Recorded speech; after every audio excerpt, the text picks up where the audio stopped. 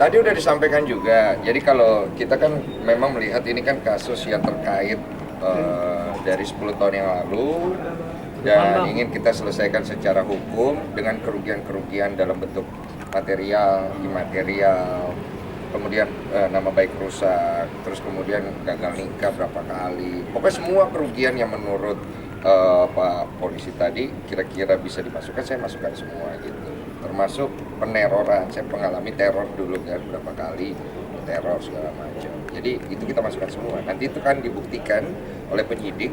Nah kira-kira valid atau enggak nanti penyidik semua. Terornya gimana?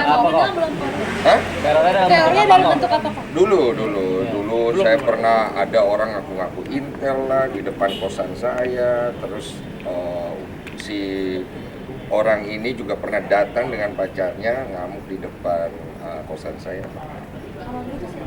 Ya si VA itu. Jadi ya, biar teman-teman tahu ya. Tadi kita masuk jam berapa? Jam 10 ya.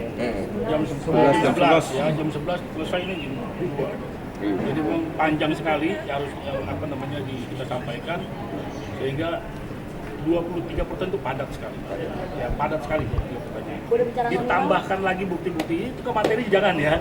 Jadi itu biar penyidik urusannya ya, yang jelas apa yang kita sampaikan itu, apa yang kita berikan ke penyidik itu semua kita lampirkan buktinya.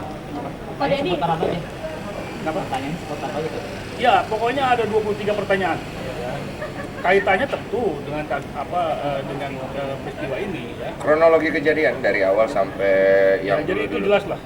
Pada ini soal laporan kan awalnya kan soal pencemaran nama baik kan, dan selanjutnya kan juga ada yang keraguan soal instansi.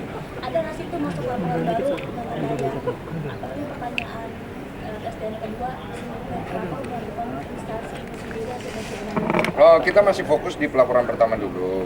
Jadi pelaporan pertama ini yang menjadi fokus kita. Setelah pelaporan pertama ini nanti sudah bergulir oleh penyidik segala macam, hasilnya udah seperti apa, baru kita akan fokus ke yang lain-lain. Karena di sini kan posisinya gini, aku membuat pelaporan itu bukan untuk mau ribut atau perang. Saya membuat pelaporan untuk membawa kasus publik yang sudah 10 tahun ini untuk diselesaikan secara hukum. Karena kita mau menyelesaikan secara publik dari 2019 itu nggak kelar-kelar juga gitu loh. Jadi isu ini menurut aku cukup mengganggu. Dan kalau ditanya saya merasa dicemarkan gitu. Dan kalau beralibi bahwa itu bukan buat saya katanya seperti itu kan alibi dari pihak mereka. Nanti kita bisa buktikan itulah selama proses penyelidikan dan penyidikan. Ini kalau dia mau beralibi atau dia mau berdalih itu silakan, itu hak dia. Iya. Ya. Tapi yang pasti dari awal kita sudah mau melaporkan ini ke kepolisian dan laporan diterima, kita akan buktikan bahwa ini perkara ini akan terus berlanjut dan ini terpenuhi unsur pidananya. Kalau pihak saluran dari itu bahwa duluan yang mulai di podcast. Ya, ini kan sebenarnya kan bukan masalah mulai dan memulai apalah. Saya juga nggak pernah ada ngomong nama dia di podcast. Saya juga ceritakan tentang saya punya pengalaman pernah difitnah. Bukan untuk ngejatuhin dia, tapi untuk membangkitkan semangat orang yang saya sedang ngobrol itu yang juga melakukan kesalahan dalam hidupnya. Iya, sharing. Saya ini mau pakai acuan apa gitu. Yang saya punya kan cuma pengalaman hidup. Saya ini kan orang pernah mengalami banyak hal dalam hidup saya. Inilah ilmu saya yang saya bisa kasih. Tujuannya apa?